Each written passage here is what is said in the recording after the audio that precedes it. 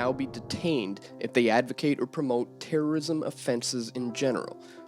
As PFT's own Eva Shield writes in this popular article, when it comes to speaking privately or online, if you are found to be discussing solutions to conflicts or debating an academic opinion that may cause a listener to commit a terrorist offense, this qualifies as an indictable offense and carries a punishment of 5 years in prison. It's a little wonder that legal experts, from lawyers to university professors to the Canadian Bar Association, have all disapproved of the bill. And with C-51 now law, the police state can charge you without planning or committing any acts of violence. Words have now become crimes in Canada. In this C-51 world, spy agencies collect all your information and look for what they call suspicious material. You know, words that get formed into sentences and then sometimes become memes.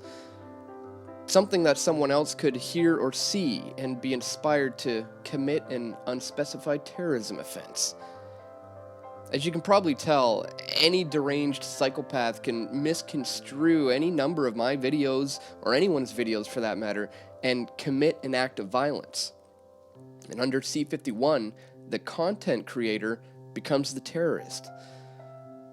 And as Eva points out, as do many other legal experts who are opposed to C-51, the Canadian Criminal Code already contains prohibition on the willful promotion of hatred. So if I'm willfully promoting violence against an identifiable group, then obviously I'm partly to blame for if or when violence gets carried out against said group. But this isn't what C-51 is about.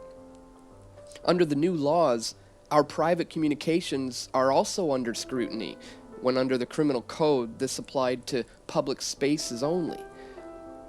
And not only does C-51 snoop on private communications and blame content creators for what their audience may or may not do, even editors and publishers can be charged with aiding and abetting the so-called terrorist act. So hey, maybe YouTube or perhaps this cell phone editing software I'm using is going to get charged with aiding and abetting if one of my videos rubs the Harper regime the wrong way. Or a judge the wrong way, for that matter. Judges now have power under C-51 to force internet providers to remove content that's considered to be terrorist propaganda, or things that make terrorist propaganda available. Even those who share the content are liable. Of course, this all assumes that courts won't uphold the Charter of Rights and Freedoms. Despite the corrupt statist system we live in and absurd thinking that our rights come from that piece of paper alone, the courts have been more or less effective at actually pushing back some government tyranny. Whether it's legalizing private healthcare in Quebec or the right to grow medical cannabis for oneself on one's own property, or even currently the fight against the Bank of Canada. Rocco Galati, the lawyer for the Bank of Canada case, has also vowed to take C-51 to court. All it takes is for one Canadian to get charged for doing something completely legitimate prior to C-51. So we'll certainly stay on this one, folks, and we'll see what happens. Thanks for watching. Be sure to subscribe to the channel if you're new here. And check the links in the description to see where you can donate or contribute in any other ways, because we rely entirely on support from you, the viewer. So stay tuned, guys. We're going to have more videos coming very soon right here at pressfortruth.ca.